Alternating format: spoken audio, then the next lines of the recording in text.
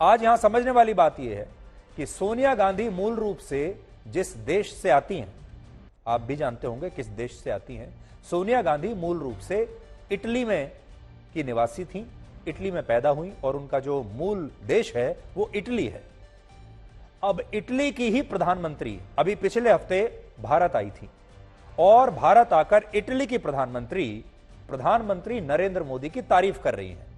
Italy की प्रधानमंत्री भारत के प्रधानमंत्री के बारे में कह रही हैं कि मोदी एक ऐसे वर्ल्ड लीडर हैं जिन्होंने लोकतांत्रिक मूल्यों को मजबूत किया है और पूरी दुनिया में वो सबसे लोकप्रिय और सबसे लव्ड, सबसे प्यार पाने वाले नेता हैं। ये इटली की प्रधानमंत्री कह रही हैं, सोनिया गांधी और राहुल गांधी के अपने देश इटली की प्रधानमंत्री।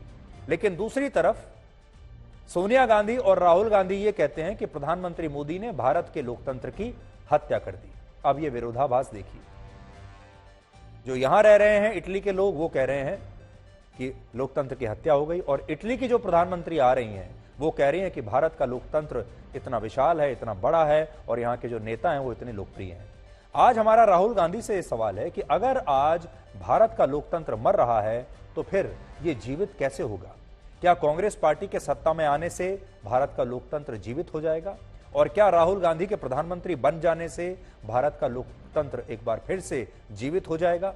और क्या राहुल गांधी भारत के लोकतंत्र को दुनिया में इस तरह बदनाम करके भारत का प्रधानमंत्री बनना चाहते हैं? क्या यह सही है? राहुल गांधी जिस ब्रिटेन में भारत के लोकतंत्र को कमजोर बता रहे हैं, सच यह है कि ब्रिटेन में पिछले 7 वर्षों में 5 प्रधानमंत्री बदल चुके हैं और वहां का लोकतंत्र पूरी तरह से अस्थिर हो चुका है। ब्रिटेन को राहुल गांधी जैसे लोग लोकतंत्र का चैंपियन मानते हैं, लेकिन ब्रिटेन की इस समय हालत देखिए, वहां कितनी राजनीतिक अस्थिरता है। 7 साल में 5 प्रधानमंत्री देख चुका है ये देश, जबकि भारत में पूरी तरह से लोकतांत्रिक स्थिरता भी है और भारत में आज एक मजबूत सरकार भी है। इसके अलावा राहुल गांधी आज भारत की जिस सरकार को कोस रहे हैं, उस सरकार को लोकतांत्रिक प्रक्रिया के तहत इसी देश के लोगों ने एक बार नहीं बल्कि 2-2 बार लोकतांत्रिक तरीके से कराए गए चुनावों में चुना है। अब आप सोचिए, भारत की जनता ने एक नहीं 2 बार नरेंद्र मोदी को इस देश का प्रधानमंत्री बनाया, अपनी मर्जी से, अपने वोट का इस्तेमाल करके, चुनाव में हिस्सा लेकर। और राहुल गांधी उसी चुनाव का अपमान कर रहे हैं, उसी लोकतंत्र का अपमान कर रहे हैं और देश के उन्हीं लोगों की मर्जी का भी अपमान कर रहे हैं। इसलिए हमें लगता है कि विदेशों में भारत के लोकतंत्र को बदनाम करना असल में भारत के उस वोटर का अपमान है जिसने भारत की इस सरकार को चुना है। और राहुल गांधी ने 2019 के लोकसभा चुनाव के बाद कहा था कि वो भारत के जनादेश को स्वीकार करते हैं, लेकिन आज वो ब्रिटेन में उसी जनादेश का अपमान भी कर रहे हैं और एक तरीके से उसे अस्वीकार कर रहे हैं। सबसे बड़ी बात यह है कि राहुल गांधी भारत के लोकतंत्र को मरा हुआ बता रहे हैं, जबकि सच्चाई यह है कि इस समय एशिया ही नहीं बल्कि पूरी दुनिया में भारत का लोकतंत्र सबसे मजबूत लोकतंत्र बनकर उभरा है। और यह बात आज दुनिया का बड़े से बड़ा नेता आकर कह रहा है। यह बात G20 के नेता, विदेश मंत्री भारत में अभी हाल ही में आकर यहां पर कहकर गए हैं। यह बात इटली की प्रधानमंत्री कहकर गई है। यह बात बड़े बड़े देशों के प्रधानमंत्री और राष्ट्रपति कहकर गए हैं। आज अगर आप देखें, बड़े बड़े देशों की बात करेंगे, आज चीन में लोकतंत्र नहीं है, रशिया में भी बहुत सीमित लोकतंत्र है, पाकिस्तान में लोकतंत्र का नाम की कोई चीज नहीं है, पूरी तरह से राजनीतिक अस्थिरता है। अफगानिस्तान, बांग्लादेश, श्रीलंका और नेपाल जैसे देश लोकतांत्रिक संकट से गुजर रहे हैं। वहां की आर्थिक स्थिति भी बहुत बुरी हो चुकी है। यहां तक कि अमेरिका में भी लोकतंत्र है, लेकिन वहां पर भी कैपिटल हिल में हिंसा होती हुई आप सब ने देखी थी, जबकि भारत में ऐसा कभी नहीं हुआ। लेकिन जब राहुल गांधी ये कहते हैं कि भारत में आज आपको जो संवैधानिक संस्थाएं हैं उनसे भी लड़ना पड़ता है, तो वो किस पर शक जता रहे हैं? वो भारत की सुप्रीम कोर्ट को पर अपना निशाना साध रहे हैं, भारत की सुप्रीम कोर्ट पर उंगली उठा रहे हैं, भारत के इलेक्शन कमीशन पर उंगली उठा रहे हैं, भारत के रिजर्व बैंक ऑफ इंडिया पर उंगली उठा रहे हैं, भारत की CBI, ED, जितने भी संवैधानिक संस्थान हमारे हैं सब पर वो उंगली उठा रहे हैं, और वो भी विदेश में जाकर। उनका मतलब ये है कि भारत में ना तो संसद काम कर रही है, ना लोकतंत्र काम कर रहा है, ना यहां का चुनाव जायज है, ना यहां के लोगों के वोट जायज हैं, और ना ही यहां पर सुप्रीम कोर्ट कोई काम कर रही है।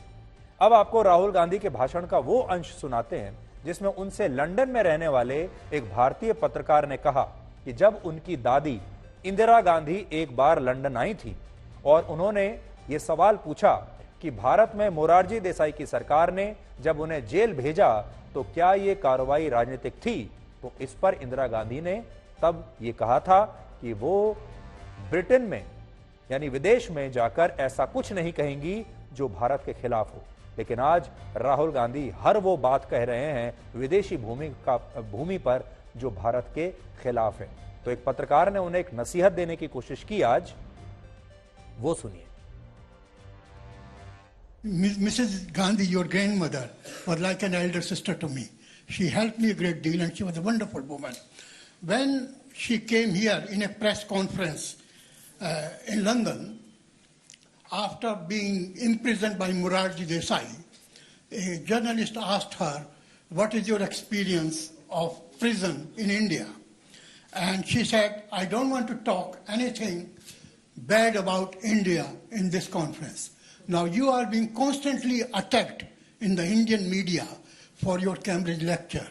I hope that you will take some lesson from what Mrs. Indira Gandhi said, because I am your well-wisher and I like to see you become Prime Minister of What's India your question? one day." There is no question. So my question What's your is... question? Yeah, my There is no question question. is... Please ask your question, otherwise... Yeah. In 9 years that BJP has been in power, in your opinion, has Modi done anything good for India at all? I think the RSS and the BJP are attacking the foundation of our country, attacking the democratic institutional structure of our country. I'm sure there are one or two policies which I would agree with. In my view, they are attacking the foundation of our country. And that eclipses any policy, any good policy that they do, right?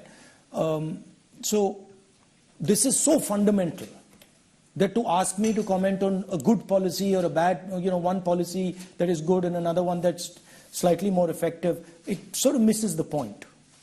Okay, I think... And by the way, just to touch the first part of your question, have you actually seen my Cambridge lecture? Sorry? Have you seen my Cambridge lecture? Yeah, good. I have heard about it. No. Have you seen it? No. Okay. Thank you. Thank you. You're not allowed? No. It's on the internet. Well, everything is on the internet and you can make your opinion. So that's interesting. Yeah. I mean, you haven't seen it. Yeah. You got an opinion on it.